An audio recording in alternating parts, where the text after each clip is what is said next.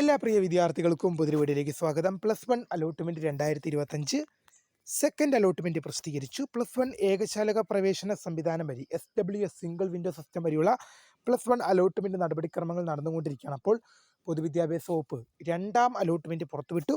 How to check second allotment result, എങ്ങനെയാണ് result check ചെയ്യുക എന്നുള്ള വിവരങ്ങളോടെയാണ് ഈ ഒരു വീഡിയോയിൽ കൂടെ നിങ്ങളുമായി പങ്കുവെക്കാൻ ആഗ്രഹിക്കുന്നത്. വിശദമായ വാർത്തയിലേക്ക് പോകും മുമ്പായിട്ട് ആദ്യമായിട്ട് ഈ ചാനൽ കാണുന്ന വിദ്യാർത്ഥി ഉണ്ടെങ്കിൽ തീർച്ചയായും മറക്കണ്ട സബ്സ്ക്രൈബ് ചെയ്ത് കൂടെ പറയാൻ പ്രത്യേകം ശ്രദ്ധിക്കാം.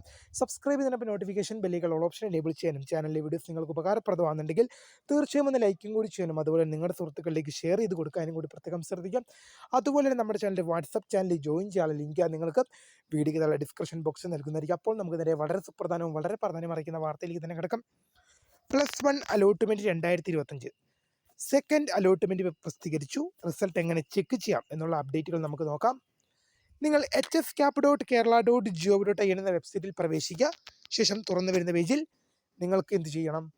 തുറന്നിരുന്ന പേജിൽ കാൻഡിഡേറ്റ് ലോഗിൻ SWS എന്നൊരു ലിങ്ക് നിങ്ങൾക്ക് അവിടെ ലഭ്യമാണ്. അതിൽ ക്ലിക്ക് ചെയ്ത് കഴിഞ്ഞ് നിങ്ങളുടെ യൂസർ ID, പാസ്വേഡ്, ഡിസ്ട്രിക്റ്റ് നൽകി ലോഗിൻ ചെയ്യുക.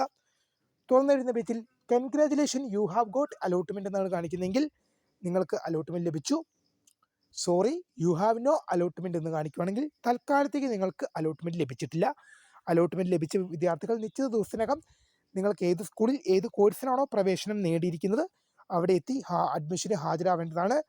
ഒന്നാം അലോട്ട്മെന്റിൽ അഡ്മിഷൻ ലഭിക്കുകയും രണ്ടാം അലോട്ട്മെന്റിൽ നിങ്ങൾക്ക് ഉയർന്ന ഓപ്ഷൻ ഇതിപ്പം ഒന്നാം അലോട്ട്മെന്റിൽ നിങ്ങൾക്ക് ഒരു 5ാമത്തെ ഓപ്ഷനാണ് ലഭിച്ചത്.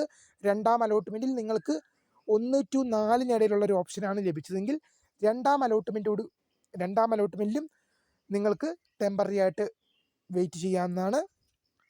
പക്ഷേ മൂന്നാം അലോട്ട്മെൻറ്റോട് കൂടി വിദ്യാർത്ഥികൾ സ്ഥിരപ്പെടുത്തേണ്ടത് നിർബന്ധമാണ്. നിങ്ങൾക്ക് ടെമ്പററി അഡ്മിഷൻ രണ്ടാം അലോട്ട്മെൻറ്റിലും ചെയ്യാം, ബട്ട് മൂന്നാം അലോട്ട്മെൻറ്റോട് കൂടി നിങ്ങൾ അഡ്മിഷൻ സ്ഥിരപ്പെടുത്തണം.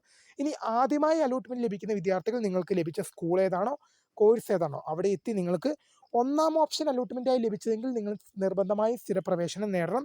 രണ്ടാം ഓപ്ഷനാണ് രണ്ടോ അതിന് താഴേക്കുള്ള ഓപ്ഷനാണെങ്കിൽ നിങ്ങൾക്ക് തൽക്കാലമായി ടെമ്പററി അഡ്മിഷൻ എടുത്ത് ശേഷം അടുത്ത അലോട്ട്മെൻറ്റിന് വേണ്ടി വെയിറ്റ് ചെയ്യേണ്ടതാണ്. വീഡിയോ ഇഷ്ടപ്പെട്ടാൽ ലൈക്ക് ചെയ്യുക, ഷെയർ ചെയ്യുക, സബ്സ്ക്രൈബ് ചെയ്യുക. അപ്പോൾ my name is Karim, the founder of screen for the career guidance. Thanks for watching. By.